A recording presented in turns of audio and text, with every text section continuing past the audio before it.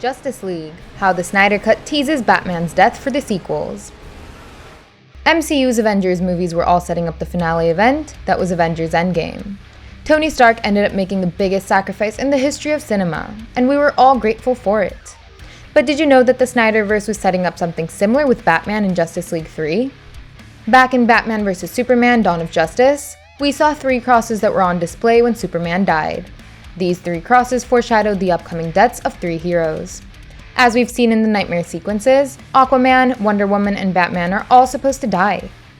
Darkseid kills Aquaman with his own trident. Snyder's storyboard for Justice League 2 revealed that Dr. Mario was going to leak a harmful chemical gas in Themyscira, killing Wonder Woman in the process. And then, there's the death of Batman, that comes at the hands of Superman. As shown in Batman vs. Superman, Supes probably pulls Bruce's heart out. And after that, Batman's death was further symbolized by the Nightmare Superman holding his cowl in the shot. And this is not the only setup for Batman's death. The Nightmare timeline will be erased once Barry would warn Bruce about the death of Lois Lane.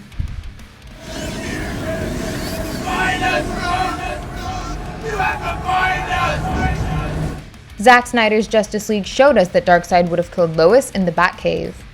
And as Barry mentioned in Batman vs. Superman, Lois is the key.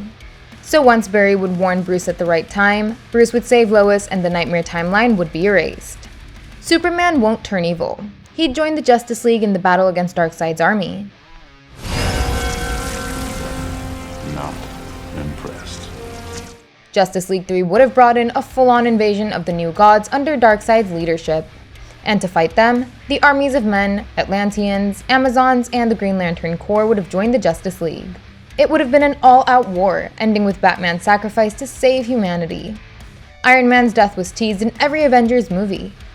First, he made the sacrifice play in the Avengers by carrying the nuke into the portal. Then he destroyed the core of the Sokovian meteoroid with a unibeam blast.